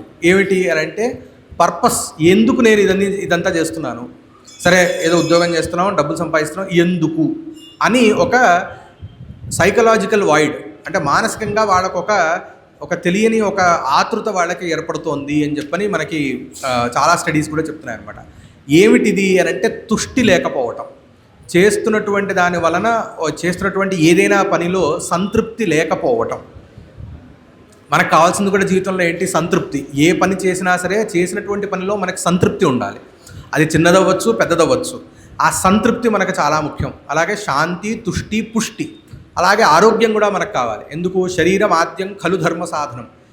ఇన్ని ఉండి కూడా ఎంతో జ్ఞానం ఉంది, మనకి ఏదో చేయగలిగినటువంటి ప్రజ్ఞ ఉన్నది, కానీ శరీరం సహకరించట్లేదు అని అంటే కనుక దాని ఎన్ని ఉన్నా సరే మన దగ్గర సంపద ఏది కూడా మనకి పెద్దగా పనికి రాదు. కాబట్టి పుష్టి కావాలి. చూస్తే కనుక మన జీవితంలో మనకి ఏం కావాలి అంటే మన పెద్దవాళ్ళు చాలా విషయాలు మన పెద్దవాళ్ళు గొప్ప గొప్ప విషయాలని సంకల్పాల రూపంలోనో ఇట్లాంటి ఒక చిన్న మాటల్లోనో నిబిడీకృతం చేశారు. శాంతి పుష్టి తుష్టి. అలాగే మనం ఎప్పుడు సంకల్పం చెప్పినా శ్రీ పరమేశ్వరముద్దిశ్య శ్రీ పరమేశ్వర ప్రీత్యర్థం అని చెప్తూ ఉంటాం. ఇదంతా చెప్పి నాకు అది కావాలి ఇది కావాలి అని చెప్తూ కూడా చివరిలో పెద్దవాళ్ళు మన చేత శ్రీ పరమేశ్వరముద్దిశ్య శ్రీ పరమేశ్వర ప్రీత్యర్థం అని చెప్పించడం. అంతా మొత్తం వ్రతాలు ఏదైనా కనుక అన్ని పూజలు అయిపోయిన తర్వాత తత్సద్బ్రహ్మార్పణమస్తు అని చెప్పని కూడా మన చేత చేయిస్తూ ఉంటారు. వీటి వెనకాల ఉన్నటువంటి ఆంతర్యం ఏమిటి అని అంటే కనుక వీటి వెనకాల ఉన్నటువంటి ఆంతర్యము కర్మయోగం. మనకి కర్మయోగం అంటే భగవద్గీతలో మనకి శ్రీకృష్ణుల వారు ఏం చెప్పారు అంటే యజ్ఞార్థాత్ కర్మణోన్యత్ర లోకోయం కర్మబంధన తదర్థం కర్మ కౌంతేయ ముక్తసంగ సమాచర అని. అంటే ఇదంతా కూడా నేను చేస్తున్న ఏదేని పని కూడా ఉన్నదో అదంతా కూడా ఈశ్వర అర్పణ బుద్ధితో కనుక చేస్తే దానివల్ల చిత్తశుద్ధి అనేది కలుగుతుంది. కాబట్టి ఆ చిత్తశుద్ధి కోసము ఫలం మీద కోరికని వదిలేసి పనిని చెయ్యండి అని చెప్పారనమాట. ఇది ఏమిటి అని అంటే మరి ఫలాన్ని మీద కోరికని వదిలేస్తే మరి ఎందుకు చేస్తున్నాము అని అంటే ఈశ్వర ప్రీతి కోసం చేస్తున్నాము అని చెప్పని ఈశ్వర అర్పణ బుద్ధితో ఏ పని అయితే మనం చేస్తామో ఆ ఫలము మీద ముఖ్యమైనటువంటి ఆసక్తి లేకుండా అదల్లా కూడా కర్మయోగం అవుతుంది. దానివల్ల చిత్తశుద్ధి కలుగుతుంది అని చెప్పి మనకు శాస్త్రం చెబుతోంది. కాబట్టి ఇట్లాంటి విషయాలని పెద్దవాళ్ళందరూ కూడా ఈ సంకల్పాల రూపంలో వీటిట్లో ఎప్పుడో ఒకప్పుడు వాడికి ఏదో ప్రశ్న కలగకపోదా, ఎవడైతే ఆచరిస్తున్నాడో ఇంత చేసి నేను నా కోరికని చెప్పుకుంటూ చివరికి పరమేశ్వర ప్రీతి అని నేను ఎందుకు అంటున్నాను, అంతా కర్మ చేసి ఇది నాకు ఫలితాన్ని ఇవ్వాలి కదా, నాకు ఫలితాన్ని ఇవ్వకుండా ఇది నేను తత్సత్ బ్రహ్మార్పణమస్తు అని చెప్పని బ్రహ్మకే ఎందుకు అర్పిస్తున్నాను అని ప్రశ్న ఎప్పుడో ఒకప్పుడు రాకపోదా సాధకుడికి. వచ్చినప్పుడు వాడు కొంత వెళ్ళి విచారణ చేస్తే కనుక ఆ ఆత్మతత్వం ఏదైతే ఉన్నదో అది కొంతైనా అది బుద్ధిలోకి ఎక్కుతుందేమో అని ఇట్లా పెద్దవాళ్ళు చాలా రహస్యాలని చిన్న చిన్న పదాలతో చిన్న ఇంటర్వెన్షన్స్ లాగా సంకల్పాలలో వాటిట్లో కూడా పెట్టి మనకి చాలా విజ్ఞానాన్ని అందించారు. అలాగే ఇక్కడ కూడా నిత్యపుష్టాం అనే శబ్దంలో మనకి జీవితంలో కావాల్సినటువంటి అంశాలని ఇక్కడ మనకి చాలా ఒక చిన్న శబ్దంతోనే మొత్తం పుష్టి తుష్టి ఏదైతే ఉన్నదో ఇవి మనకి చాలా ముఖ్యమైనటువంటిది అనేది కూడా ఇక్కడ మనం గుర్తు చేసుకోవాలి. తర్వాత కరీషిణీం, కరీషిణీం అనే దానికి భాష్యంలో ఇక్కడ శుష్క గోమయాది తద్వతి ఇయం అని చెప్తున్నారు. అంటే ఎండిపోయినటువంటి ఆవు పేడ, ఎండిపోయినటువంటి ఆవు పేడలో అమ్మవారు వసిస్తుందిట. అందుకనే మనకి ఆ ఆవు పేడ యొక్క భస్మాన్నే మనం ఐశ్వర్యంగా మనం తల నుదుటికి మనం పెట్టుకుంటూ ఉంటాం. భస్మం దేని నుంచి తయారు చేస్తారు అని అంటే ఆవు పేడ నుంచే తయారు చేస్తారు. కాబట్టి అలాగే మనకి మీరు ఏ వ్రతాన్ని తీసుకున్నా సరే గోమయేన ఉపలిప్య అని చెప్పి ఫస్ట్ ఉంటుంది. ఎక్కడైతే దేవత యొక్క ఆహ్వానం చేస్తామో ఆ ఆహ్వానం చేసేటటువంటి చోట గోమయంతో ఆవు పేడతో అలికి అక్కడ ముగ్గు వేసి దాని మీద దేవత యొక్క ఆహ్వానం చెయ్యాలి అని చెప్పని. ఇది దీని యొక్క ప్రతిఫలనమే ఇంటి ముందర కళ్ళాపు చల్లటం. ఇంటి ముందర కళ్ళాపు చల్లడం యొక్క దానికి సరే చాలా రకాలైనటువంటి అన్వయాలు ఉన్నా ఒకానొక అన్వయం ఏమిటి అని అంటే అది లక్ష్మి యొక్క స్వరూపము గోమయం అనేది. దాని యందు లక్ష్మి నివసిస్తుంది. కాబట్టి మన ఇంటి యందు లక్ష్మి ఉండాలి అని అంటే ఆ గోమయం అనే దానితో మన ఇల్లు అలకబడి ఉండాలి. ఈ రోజున అది అలకడం అనేది కష్టమవుతోంది కాబట్టి కళ్ళాపు జల్లుకోవటం, గోమయంతో జల్లుకోవటం అనేది ఈ రోజున అది కూడా కష్టమైపోయింది. కాబట్టి కరీషిణీం అని అంటే కనుక ఇక్కడ గోమయమునందు ఉండేటటువంటి ఆవిడ అని అర్థం. అలాగే కరిషిణి అంటే ఆకర్షిణి అని చెప్పని ఇందాక మనం చెప్పుకున్నాం. అమ్మవారు ఎక్కడికి వస్తే అక్కడికి అంటే కుబేరుడు ఎక్కడికి వస్తే అక్కడ అమ్మవారు వస్తారు అని చెప్పని, అమ్మవారు ఎక్కడికైతే వస్తారో అక్కడికి సర్వసంపదలు వస్తాయి. కాబట్టి ఈవిడ ఆకర్షించే దేవత. అంటే ఏంటి? ఆకర్షిస్తూ ఉంటుంది సంపదలన్నింటినీ కూడా అనేటటువంటి అర్థం. ఇది బాహ్యమైనటువంటి అర్థం. అంటే కరీషిణి అంటే ఒక అర్థమేమో గోమయంలో ఉండేటటువంటి తల్లి అని, రెండవది ఆకర్షించేటటువంటి తల్లి అని. ఇదే దీనికే ఇంకొంచెం సూక్ష్మంగా కనుక ఆలోచిస్తే ఇంద్రియములు మనకు ఏవైతే ఉన్నాయో వీటన్నింటి యందు ఉన్నటువంటి శక్తి, అంటే వేటి వలననైతే ఈ ఇంద్రియములన్నీ కూడా కార్యరతములవుతున్నాయో, ఇవి ఏ వేటి వలననైతే ఈ శరీరం అంతా కూడా పనిచేస్తోందో ఆవిడ కరీషిణి, ఆవిడ వెనకాల ఉండి అంతా నడిపిస్తూ ఉంటుంది అని బ్రహ్మతత్వాన్ని కూడా ఇక్కడ మనం కొంత చూడవచ్చు. అలాగే మూడవ అర్థం ఇంకోటి ఏం చెప్తున్నారు అని అంటే కర ఈషిణీం కరీషిణీం అని చెప్తున్నారు. అంటే తన చేతులతో ఈషిణీం అంటే కోరిన కోరికలని తీరుస్తుంది ఆవిడ. తన చేతులతో కోరిన కోరికలను తీరుస్తుంది కాబట్టి ఈవిడ కరీషిణి అని అయిందిట. అలాగే ఈశ్వరీగుం సర్వభూతానాం అంటే సర్వ ప్రాణికోటికి కూడా ఈవిడ ఈశ్వరి అంటే నియామకురాలు. అంటే నియామకం అంటే ఈశ్వరత్వం అంటే ఏమిటి అంటే దీనికి చాలా చక్కనైనటువంటి ఒక నిర్వచనం శాస్త్రంలో చెప్తారు. మనది మామూలుగా కర్మ సిద్ధాంతం మనకి ప్రసిద్ధమైనటువంటిది. అంటే ఏంటి అని అంటే మన పాపపుణ్యాలు ప్రారబ్ధాలను అనుసరించి మనము మన జీవితంలో సుఖదుఖాల్ని అనుభవిస్తూ ఉంటాము. ఇదే జీవనయాత్ర యొక్క ముఖ్యమైనటువంటి అంశముగా మనం భావిస్తూ ఉంటాం. ఇక్కడ ఈశ్వరి అని అంటే ఈశ్వరుడు ఏం చేస్తాడు? అది అమ్మవారి రూపంలో కావచ్చు, అయ్యవారి రూపంలో కావచ్చు. ఏంటి అంటే ఈశ్వర తత్వం ఏమిటి అని అంటే మన యొక్క పాపపుణ్యాల యొక్క ఫలితములు మనమే అనుభవిస్తున్నామా లేదా అంటే వాటిట్లో కన్ఫ్యూజన్ లేకుండగా, ఎందుకంటే చాలా అనంతకోటి ప్రాణులకి అనంతకోటి పాపపుణ్యాలు ఉంటూ ఉంటాయి కాబట్టి వాటిట్లో ఒకటి పాపపుణ్యాల యొక్క ఫలితము ఇంకొకటి అనుభవించకుండా ఎవడి యొక్క పాపపుణ్యాలు వాడే అనుభవిస్తూ ఉన్నాడా లేదా అని కేవలము ఒక సాక్షిభావంతో చూస్తూ ఉంటారట. ఇదంతా ఎట్లాంటిది అని అంటే ఒక ఉదాహరణ చెప్తారు. రాజుగారు అంటే యజమాని చూస్తూ ఉంటే కింద పనిచేసేవాళ్ళు ఒక రకంగా పనిచేస్తారు, యజమాని కనుక పక్కనకి తప్పుకుంటే వాళ్ళు కొంచెం ఠలాయిస్తూ ఉంటారు అనేది చూస్తూ ఉంటాం. కాబట్టి యజమాని చూస్తూ ఉంటే వాళ్ళు ఎలా పనిచేస్తారు అని అంటే అది ఒక స్వభావం, అది లోకంలో ఉన్నటువంటి స్వభావం. అట్లాగే ఈశ్వరుడు కూడా యజమానిలాగా అలా కేవలం చూస్తూ ఉంటే పాపపుణ్యాలు వాటి ఫలితాన్ని ఇస్తూ వెళ్తాయిట. అలాగే ఇక్కడ ఇలాగా ఈవిడ ఈశ్వరి, సర్వభూతాలకి కూడా ఈవిడ ఈశ్వరి.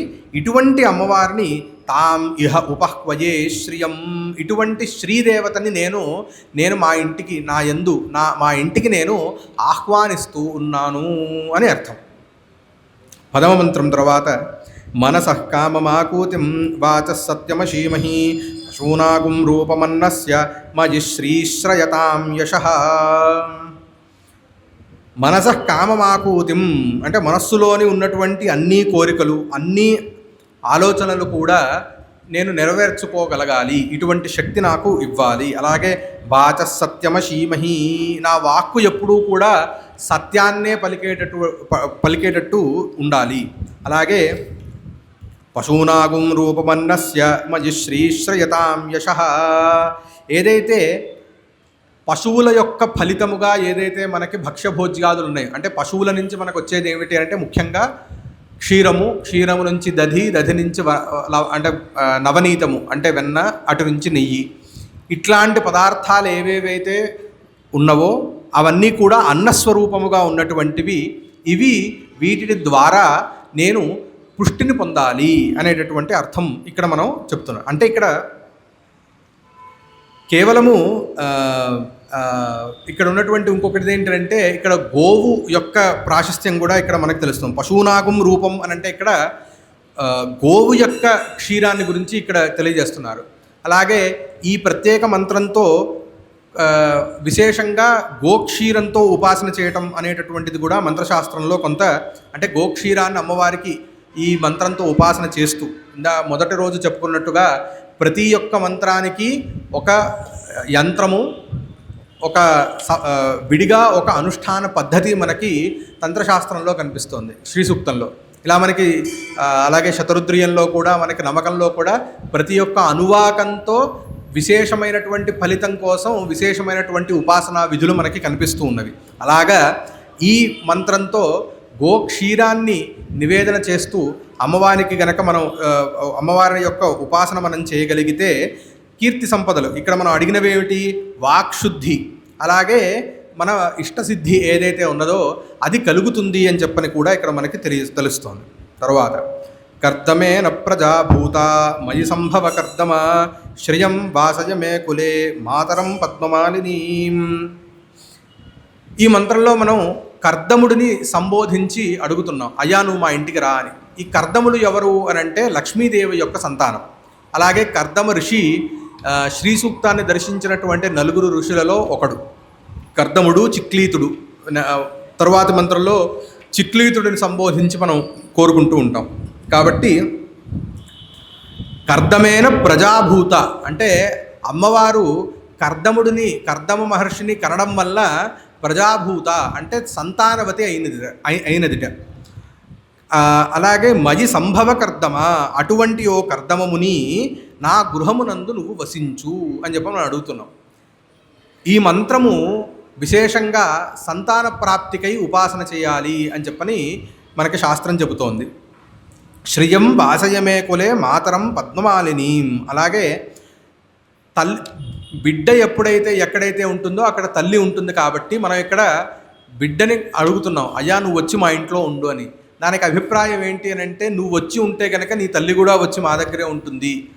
కాబట్టి ఇక్కడ మనం ఆయన్ని అడుగుతున్నాం. అలాగే కర్దముడు కేవలము ఇక్కడ ఋషిగాను అలాగే ప్రజాపతిగా కూడా ఉన్నాడు. ఈ ప్రజాపతి తత్వము కర్దముడికి ఎలా కలిగింది అని అంటే కనుక లక్ష్మీదేవి యొక్క అనుగ్రహం వల్ల కలిగింది అని. అంటే ఇక్కడ నాయకత్వం అనేటటువంటిది కూడా లక్ష్మీదేవి యొక్క కృప వల్లనే కలుగుతుంది అని ఒక సూక్ష్మార్థం ఇక్కడ ఉన్నది.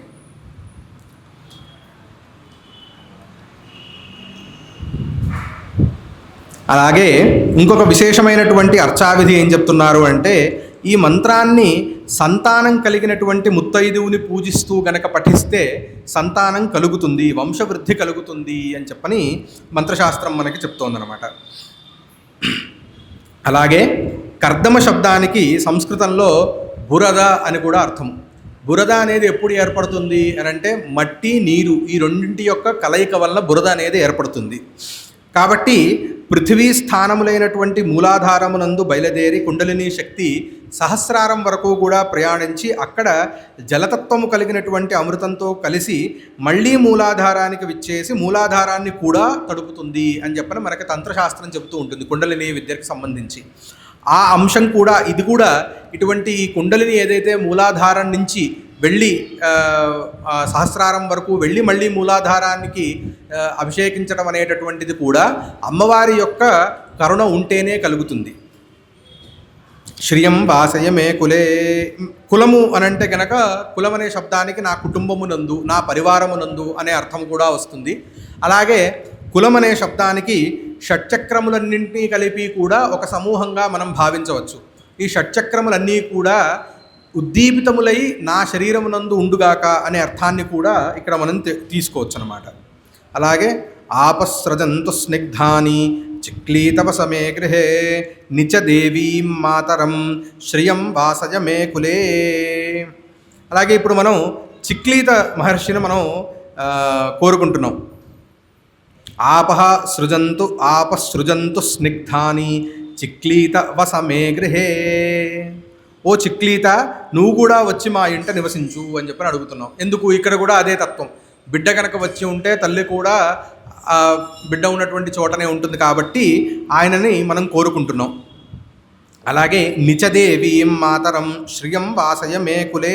ఇక్కడ కూడా మనం ఏమడుగుతున్నాం? అమ్మవారు ఏదైతే స్నిగ్ధ రూపం ఉన్నదో ఆ స్నిగ్ధ రూపం ఉన్నటువంటి అమ్మవారు, స్నిగ్ధము దేనికి? స్నిగ్ధము అంటే ఆర్ద్రత, అంటే తడసి ఉండుట. తడసి ఉండుట అనేది దేనికి ప్రతీక అంటే చల్లదనానికి ప్రతీక. చల్లదనము అంటే కేవలము చల్లగా బాహ్యంగా ఉన్నటువంటి చల్లదనం కాదు, ఆంతరికంగా చల్లగా ఉండటం అంటే ఏంటి అభిప్రాయం ఇక్కడ అంటే కనుక మనం కూడా ప్రశాంతంగా ఉండగలగటం, మనం కూడా ఆనందాన్ని అనుభవిస్తూ ఉండగలగటం. చల్లదనం ఎప్పుడు కూడా వేడిలో ఉన్నప్పుడు చల్లదనం మనం సుఖాన్ని ఇస్తుంది. కాబట్టి ఈ ఆర్ద్ర భావన దేనికి ప్రతీక అంటే సంతోషానికి, తృప్తికి ప్రతీక. అది ఉండాలి.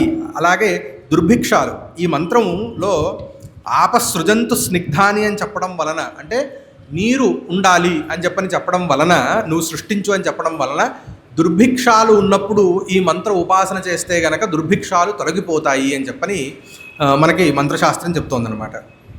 తర్వాత ఆర్ద్రాం పుష్కరిణీం పుష్టిం పింగళాం పద్మమాలినీం చంద్రాం హిరణ్మయీం లక్ష్మీం జాతవేదో మమావహ.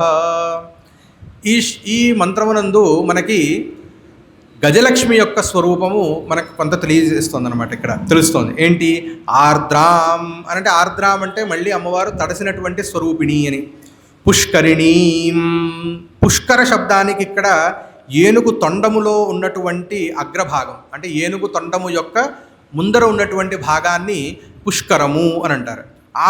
ఆ తొండ భాగంలో ఉన్నటువంటి ఒక అంటే చెంబు ఏదైతే ఉంటుందో ఆ ఘటన నుంచి నీళ్లు పడుతూ ఉండటం పుష్కరిణి. అంటే ఏనుగుల తొండములలో ఉన్నటువంటి బిందెల నుంచి నీళ్లు పడుతూ ఉండగా అమ్మవారు తడిసినటువంటి స్వరూపము ఇక్కడ పుష్కరిణి అనే శబ్దానికి అర్థం. ఇక్కడ మనకి ఒకానొక గ్రంథంలో మమకారో మదశ్చేతి వర్తతే పార్శ్వయోర్ద్వయో దేవతౌ గజరూపిణ్యౌ శ్రీదేవీమభిషించతః తయో శుండాగ్రయోర్జాతౌ ఆశాప్రీత్యాహ్వయౌ ఉభౌ సువర్ణకలశౌ తాభ్యాం తృప్తిపూర్ణాంభసాన్వహం హృత్పద్మవాసినీం దేవీం చిద్రూపిణ్యభిషించతే దేహే గృహాత్మకే తిష్ఠే సహా ఆనందేన విష్ణునా అని చెప్పని. అంటే ఇక్కడ మమకారో మదర్శ్చేతి వర్తతే పార్శ్వయోర్ద్వయో, అమ్మవారి యొక్క రెండు పార్శ్వముల యందు మమకారము మదము అని రెండు గజములు ఉన్నాయిట. మమకారం అంటే ఏంటి? నాకు ఇది కావాలి అనేటటువంటి ఒకానొక కోరిక, ఆ స్వరూపంలో ఒక గజము. అలాగే మదశ్చేతి అంటే మదము అంటే ఇక్కడ పారవశ్యము, ఈ పారవశ్యం అనే ఒకానొక భావన స్వరూపంలో ఒక గజం ఉందిట. ఈ రెండూ కూడా దేవతా స్వరూపమైనటువంటి రెండు గజాలు కూడా అమ్మవారిని అభిషేకం చేస్తున్నాయిట. ఎలా అభిషేకం చేస్తున్నాయిట అంటే తయో శుండాగ్రయోర్జాతౌ ఆశా ప్రీత్యాహ్వయౌ ఉభౌ. ఆశా ప్రీతి అనేటటువంటి రెండు పేర్లు కలిగినటువంటి చెంబులు ఉన్నాయిట ఆ గజముల యొక్క తొండాలకి. ఆశా ప్రీతి, ఆ సువర్ణ కలశములు ఉన్నాయిట. వాటి నుంచి తృప్త పూర్ణాంభసాన్వహం అని చెప్పని. తృప్తము పూర్ణము అనేటటువంటి రెండు రకాల అంటే ఒక కలశం నుంచేనో తృప్తి అని, ఇంకొక కలశం నుంచేనేమో పూర్ణభావము అనేటటువంటి జలాలతో అమ్మవారిని తడుపుతున్నాయిట. ఇక్కడ కొంత సూక్ష్మంగా అర్థం చేసుకోవాల్సిన విషయం ఏమిటంటే, ఈ భావనలన్నింటినీ కూడా అమ్మవారి యందు లయము చేయటం అని ఇక్కడ అభిప్రాయం. అంటే మదము, మమకారము, మదము, అలాగే ఆశ, ప్రీతి, తృప్తి, పూర్ణత్వం. ఒక రకంగా చూస్తే కనుక ఇవి బాహ్యమైనటువంటి వాటి నుంచి కొంత స్థూలమైనటువంటి అనుభవాల నుంచి సూక్ష్మమైనటువంటి సాత్వికమైనటువంటి భావాల వైపు వెళుతూ ఉన్నాయి. ఆశ, మమకారము, మదము అనేటటువంటివి కొంత నెగిటివ్ షేడ్ ఉన్నటువంటి ఒకానొక ఇమోషన్స్ అన్నమాట ఇవి. అలాగే వాటి నుంచి మనము ఆశా ప్రీతుల వైపు మరల్చి ఆ ఆశా ప్రీతుల వలన తృప్తి పూర్ణత్వాన్ని అనుభవిస్తూ వీటన్నింటినీ కూడా అమ్మవారి యందు లయం చేయటం. దీనికి కొంత మాండూక్యంలో చెప్పినటువంటి ఏదైతే ప్రవిలీనము అని అంటారు. ప్రవిలీనం చేసుకోవాలి, తురియావస్థను అనుభవించాలి అని అంటే కనుక బాహ్యములైనటువంటి విషయాలని సూక్ష్మములైనటువంటి విషయాలలో ప్రవిలీనం అంటే కలుపుకుంటూ లయము చేసుకుంటూ ఆ నిర్గుణ పరబ్రహ్మతత్వాన్ని అనుభవించడానికి ప్రయత్నం చేయాలి అని మాండూక్యోపనిషత్తులో చెప్తారు. దానిలో మనకి 4 అవస్థలు చెప్తారు. ఏంటి? మొదటిది జాగ్రత్త అవస్థ, రెండవది స్వప్నావస్థ, మూడవది సుషుప్తి అవస్థ, 4వది తురీయావస్థ అని చెప్పని. ఈ 3 అవస్థలలో మొదటి 3 అవస్థలలో ఇవి మొదటి అవస్థకి ఉపాధి ఏమిటి అని అంటే మన స్థూల శరీరము, రెండవ అవస్థకి స్వప్నావస్థకి ఉపాధి మన సూక్ష్మ శరీరము, అలాగే సుషుప్తి అవస్థకి ఉపాధి మన కారణ శరీరము అని అంటాం. కారణ శరీరము అంటే అజ్ఞానం. స్థూల శరీరం అంటే మనకి కనిపిస్తున్నటువంటి బాహ్య దేహము. జాగ్రత్త అవస్థలో మనము ఈ బాహ్య దేహంతోనే మనం అన్ని పనులు చేసుకుంటూ ఉంటాము. ఈ అవస్థ నుంచి ఎప్పుడైతే స్వప్నావస్థలోకి వెళ్తామో మన ఈ స్థూల శరీరం అనేది పనిచేయదు. అక్కడ కేవలము మనస్సు ఒక్కటే పనిచేస్తుంది. మనం ఏదో చూస్తున్నాము, తింటున్నాము అనేటటువంటి అనుభవాలు కలిగినా అవన్నీ కూడా వస్తుగత్యా మాయామయములు. ఎందుకు అని అంటే మన ఇంద్రియాలు ఏవి పనిచేయట్లేదు. మనం స్వప్నంలో ఉన్నప్పుడు, మనం పడుకొని ఉన్నప్పుడు మన పక్కన ఎవరేం మాట్లాడుకున్నా సరే అది వినిపించదు, కానీ స్వప్నంలో ఎవరో మాట్లాడింది మనకు వినిపిస్తుంది. అంటే ఏమిటి అంటే ఈ స్థూల రూపంలో ఉన్నటువంటి ఇంద్రియాలు ఏవి కూడా మనకి పనిచేయట్లేదు, కేవలం మనస్సు ఒక్కటే పనిచేస్తోంది. ఈ మనస్సు నుంచి పనిచేయటం అనే అవస్థ నుంచి ఎప్పుడైతే మనము గాఢ నిద్రలోకి వెళ్తామో ఆ అవస్థలో ఆ మనస్సు కూడా పనిచేయదు. మనం ఎప్పుడైనా సరే గాఢ నిద్ర నుంచి లేచిన తర్వాత ఒక ఆనందాన్ని మనం అనుభవిస్తూ ఉంటాం. దీని శాస్త్రంలో సుఖమహం అస్వాప్సం నకించిదవేదిశం అని అంటారు. అంటే నేను చాలా బాగా నిద్రపోయాను, చాలా సుఖంగా నిద్రపోయాను, నాకు ఏమీ తెలియలేదు అని చెప్పని అంటాం. ఇక్కడ రెండు విషయాలు ఉన్నాయి. ఒకటి సుఖము, 2 తెలియకపోవటము. ఈ తెలియకపోవటమే అజ్ఞానం. దాన్నే మనం కారణ శరీరము అని అంటారు. ఈ కారణ శరీరమే మనము ఈ లోకంలో ఉండడానికి కారణమవుతోంది కాబట్టి అది కారణ శరీరం అయింది. అంటే అజ్ఞానం వలననే ఈ జగత్తంతా కూడా బ్రహ్మతో కలిపి ఈ జగత్తంతా కూడా పరిణమిస్తూ ఉంటుందన్నమాట. కాబట్టి ఆ అజ్ఞానంలోకి ఈ స్థూలములైనటువంటి విషయాలన్నీ కూడా వెళ్ళి లయం అయిపోయినాయి. అంటే ఈ స్థూలదేహం లేదు, అలాగే సూక్ష్మదేహం కూడా లేదు. అందుకనే వేదాంత శాస్త్రంలో సుషుప్తి అవస్థ అంటే గాఢ నిద్రని నిత్య ప్రళయము అని అంటాం. నిత్య ప్రళయం, ప్రతిరోజు మనం పడుకున్నప్పుడు ఆ దృష్టి నుంచి కనుక మనం ఆలోచిస్తే ఈ లోకం ఏదీ కూడా లేదు. మరి పక్కన వాడికి తెలుసు కదండి మనం పడుకొని ఉన్నప్పుడు, మరి ఈ లోకమే జగత్తంతా లేకపోతే మరి చనిపోయినటువంటి వాడికి పడుకున్నటువంటి వాడికి తేడా ఏమిటి? పరేతాదవిశేష అని అంటారు. అంటే పరేతము అంటే ప్రేతము. ప్రేతము అని అంటే ఏంటి? వెళ్ళిపోయినటువంటి శరీరం నుంచి ఎప్పుడైతే ప్రాణం వెళ్ళిపోతుందో దాన్ని ప్రేతము అని అంటారు. మరి ఏంటి తేడా అని అంటే ప్రేతంలో మళ్ళీ సూక్ష్మ శరీరం అనేది లేదు. సూక్ష్మ శరీరం అనేది వదిలి స్థూల దేహాన్ని వదిలి వెళ్ళిపోయింది. ఇక్కడ సూక్ష్మ శరీరం అనేది ఉన్నది. ఇంతే కానీ పడుకున్నటువంటి వారి దృష్ట్యా కనుక ఆలోచిస్తే జగత్ అనేదే లేదు. కాబట్టి సుషుప్తి అవస్థని నిత్య ప్రళయము అని అన్నారు. అంటే సుషుప్తి అవస్థ సమయమునందు స్థూలదేహము లేదు, సూక్ష్మదేహము లేదు. ఈ రెండూ కూడా కారణదేహంలో లయమైపోయినాయి. మనం ఇక్కడే ఆగిపోతూ ఉంటాం. ఇక్కడి నుంచి మళ్ళీ మనం స్వప్నావస్థ ద్వారా మళ్ళీ జాగ్రత్త అవస్థలోకి వచ్చేస్తాం. ఈ తురీయ అవస్థ అనేది ఏమిటి అని అంటే మనల్ని కట్టి వేసేటటువంటివి ఈ 3 అవస్థలలో ఏమిటి? మొదటి అవస్థలో మన స్థూల దేహము, రెండవ అవస్థలో మన సూక్ష్మదేహము, మూడవ అవస్థలో కారణదేహము. సరే, సూక్ష్మదేహం అంటే ఏమిటి అంటే క్లుప్తంగా చెప్పేస్తాను. 16 విషయాలతో కూడినటువంటి కలయిక సూక్ష్మదేహం అంటే. పంచ జ్ఞానేంద్రియాలు, పంచ కర్మేంద్రియాలు, పంచ ప్రాణములు, మనస్సు. జ్ఞానేంద్రియాలు మనకి కళ్ళు, చెవు, ముక్కులతో మనం చేసేటటువంటి పనులు. అలాగే పంచ కర్మేంద్రియాలు, అలాగే పంచవాయువులు, ప్రాణాపాన వ్యానోదాన సమానములు, అలాగే మనస్సు. ఈ షోడశ పదార్థాల యొక్క కలయికని సూక్ష్మదేహము అని అంటాం. ఈ సూక్ష్మదేహంలో కూడా స్వప్నావస్థలో మనస్సు ఒక్కటే పనిచేస్తూ ఉంటుంది, మిగతావేవి కూడా పనిచేస్తూ ఉండవు. ఇలా స్థూలదేహాన్ని వెళ్ళి సూక్ష్మదేహంలో ప్రవిలీనము చేసుకుంటూ సూక్ష్మదేహాన్ని మళ్ళీ కారణదేహంలో ప్రవిలీనం చేసుకోవటం వరకు మనకి తెలిసినటువంటి విషయమే. కానీ అది దాన్ని మళ్ళీ వెళ్ళి ఆ అజ్ఞానాన్ని కూడా తొలగింప చేసుకోవటమే తురీయావస్థ. ఎప్పుడైతే అజ్ఞానం అనేది తొలగబడుతుందో అప్పుడు మిగిలినటువంటిది ఏమిటి అనంటే ఆ సుఖం. కాబట్టి మనం ప్రతిరోజు గాఢ నిద్రలో అనుభవించేటటువంటి సుఖం ఏదైతే ఉన్నదో అదే మన యొక్క వాస్తవికమైనటువంటి స్వరూపం. సుఖం అనేదే మనకి వాస్తవికమైనటువంటి స్వరూపం. మనం ఎట్లాంటి వాళ్ళము, మన యొక్క స్వాభావికంగా మన యొక్క పరిస్థితి ఏమిటి, నేను ఎవడిని, నా స్వరూపం ఏమిటి అని తెలుసుకోవాలి అని అంటే ఒకసారి మనము మన గాఢ నిద్రలో అనుభవించేటటువంటి సుఖాన్ని కనుక మనం కొంత విశ్లేషణ చేసుకోగలిగితే అదే మన యొక్క స్వభావం. అక్కడి నుంచే మనకున్నటువంటి శక్తి అంతా కూడా వస్తూ ఉన్నది. కానీ ఈ కారణ శరీరం అనేది ఇక్కడ కట్టివేస్తోంది. దానివల్ల మళ్ళీ మనము ఈ జగత్తులోకి, మళ్ళీ జాగ్రత్త అవస్థలోకి మళ్ళీ మనం వస్తూ ఉన్నాం. ఈ కారణ శరీరాన్ని ఎప్పుడైతే బ్రహ్మతత్వం వలన ఎప్పుడైతే నాశనం చేసుకోగలమో అప్పుడు తురీయావస్థ అనేది తటస్థిస్తుంది అని చెప్పి మనకి వేదాంత శాస్త్రం చెప్తోంది.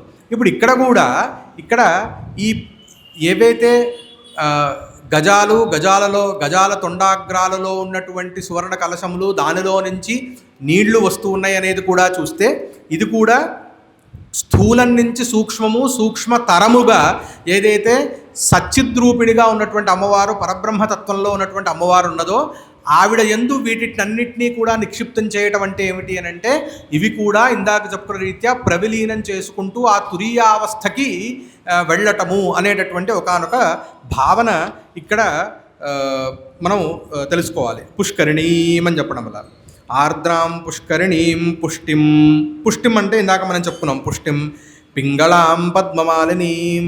పింగళ వర్ణము అని అంటే ఏమిటి అంటే ఎరుపు పసుపుల రంగుల యొక్క కలయిక, కొంచెం రెడ్డిష్ బ్రౌన్ రంగు ఏదైతే ఉందో దాన్ని పింగళ వర్ణము అని అంటాం.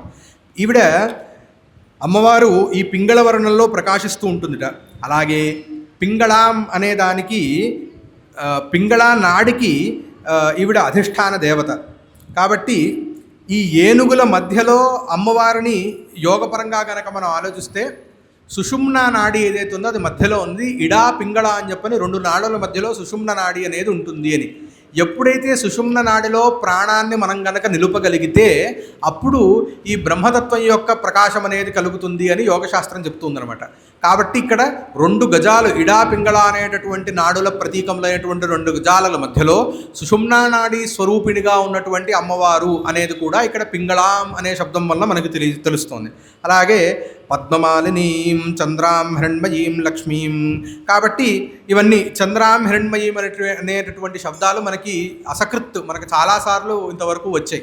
చంద్రాం అంటేనేమో మనకి జలతత్వాన్ని, హిరణ్మయీం అనే దానితోనేమో అగ్నితత్వము. అగ్ని సోమాత్మకం జగత్ అంటే అగ్ని సోముల యొక్క సమూహమే ఈ జగత్తు.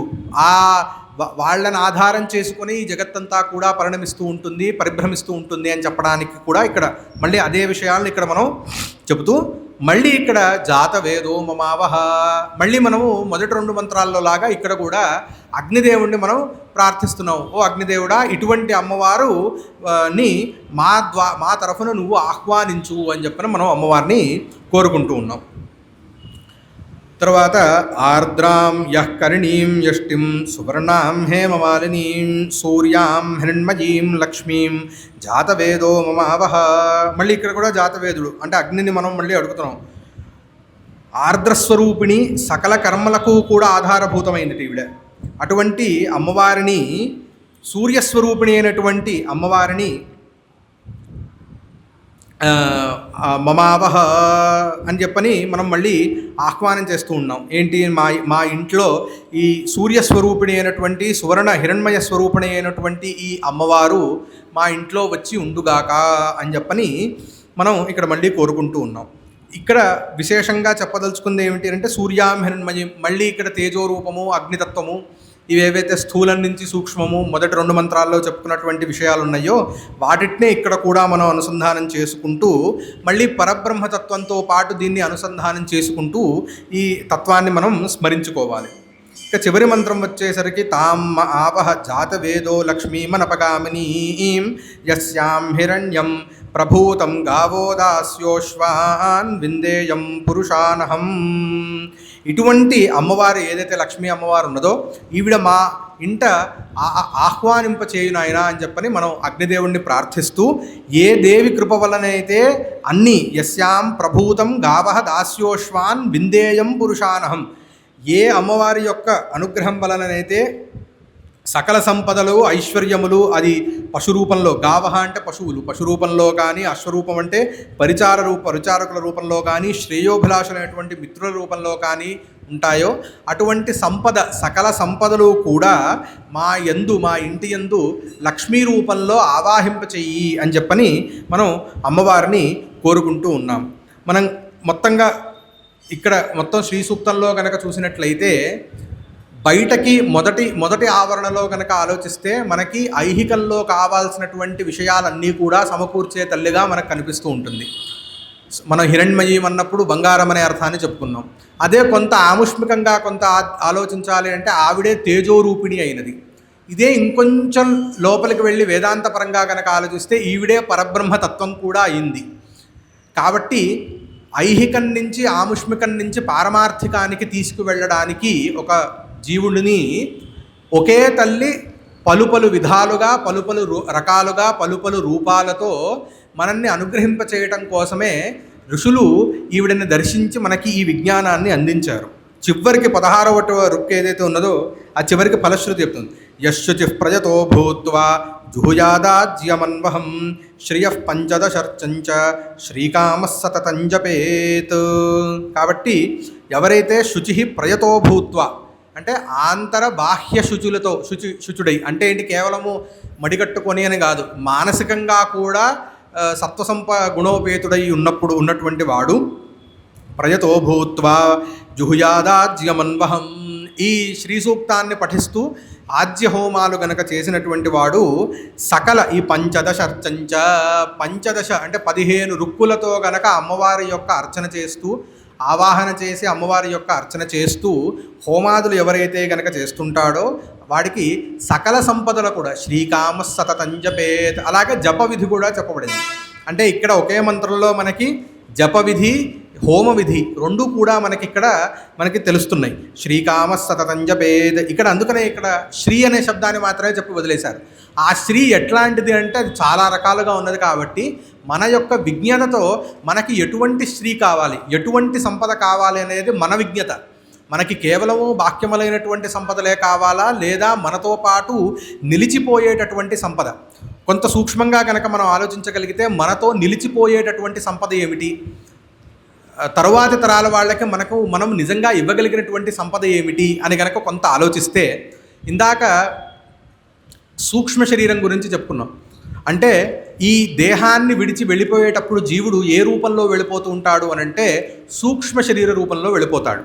కాబట్టి సూక్ష్మ శరీరంలో కూడా ఇందాక చెప్పుకున్నటువంటి 16 విషయాలలో ఒకే ఒక్క విషయానికి యొక్క స్వభావాన్ని మీరు మార్చగలరు. అది మనస్సు. అంటే పంచప్రాణాలు ఎలా పనిచేస్తాయి, దానిని ఏమైనా మనం మార్చగలమా అంటే దాన్ని మార్చలేము. పంచ జ్ఞానేంద్రియాల యొక్క స్వభావాన్ని మార్చగలమా అంటే మార్చలేము. పంచ కర్మేంద్రియాల యొక్క స్వభావాన్ని మార్చగలమా అంటే మార్చలేము. అలాగే స్థూల దేహాన్ని ఏమైనా మార్చగలమా దాని స్వభావాన్ని అంటే మనం మార్చలేము. కానీ మనం మార్చుకోగలిగినటువంటిది ఏమిటి, సంస్కరింపదగినటువంటి విషయం ఏమిటి అంటే కేవలం మనస్సు ఒక్కటే. దాని అందే మన సంస్కారాలు అన్నీ కూడా ఉంటాయి. కాబట్టి మనకు అందుకనే జ్ఞానాన్ని సముపార్జించడం అనేది చాలా ముఖ్యం. అలాగే తరువాతి తరాల వాళ్ళకు కూడా మనం ఇవ్వగలిగినది ఏమిటి అంటే సంస్కారము అని అంటాం. అందుకనే విద్యాబుద్ధులు అని చెప్పని మనకి మామూలుగా చెప్తూ ఉంటారు. ఎందుకు దీని మీదే ఎక్కువగా మనకి ఎంఫసిస్ ఎందుకున్నది మన సంస్కృతిలో? ఎంత సంపాదించినా సరే వాడికి విద్యాబుద్ధులు నేర్పించామా లేదా, వాడికి మంచి సంస్కారాలు ఇచ్చామా లేదా అనే దాని మీదనే పెద్దవాళ్ళు ఎందుకు ఎక్కువగా మనకి ఎక్కువ ఎంఫసిస్ ఎందుకు ఇచ్చేవాళ్ళు అని అంటే కనుక అదొక్కటే వాళ్ళతో పాటు ఉండిపోగలిగేది. మన పిల్లలు కూడా నిజమేమిటి అంటే వాళ్ళు ఎప్పుడో అప్పుడు మనలాగానే ఈ స్థూల దేహాన్ని వదిలేసి వెళ్ళిపోవలసిన వాళ్ళే కాబట్టి వాళ్ళతో పాటు ఉండిపోయేటటువంటి నిజమైన ఆస్తి ఏమిటి అని అంటే అది జ్ఞానము మాత్రమే. జ్ఞానం ఒక్కటే వాళ్ళతో పాటు ఉండి వెళ్ళిపోతుంది. కాబట్టి ఆ సంస్కారాన్ని ఇవ్వగలిగితే నిజమైన ఆస్తిని ఇచ్చిన వాళ్ళం అవుతాము. కాబట్టి మన యొక్క మనకి ఏం కావాలి, మనతో పాటు నిలిచిపోయేటటువంటి సంపద ఏమిటి అనేది మనమే మన విచక్షణని ఉపయోగించుకొని ఆ సంపద కోసం ఈ అమ్మవారిని మనం ధ్యానించాలి అనేది కూడా ఇక్కడ మనం కొంచెం సూక్ష్మంగా అర్థం చేసుకోవాలి. ఈ అవకాశాన్ని నాకు కల్పించినందుకు మఠం నిర్వహణాధికారులకి నేను నా ధన్యవాదాలని తెలియజేసుకుంటూ, యదత్ర సౌష్ఠవం కించిత్ తద్గురోరేవ మేనహి యదత్ర అసౌష్ఠవం కించిత్ తన్మమైవ నమే గురోః. నేను చెప్పినటువంటి ఈ విషయాలలో ఏదైనా చాలా బాగుంది అని మీకు అనిపిస్తే అది కేవలం మా గురువుగారుల యొక్క అనుగ్రహము.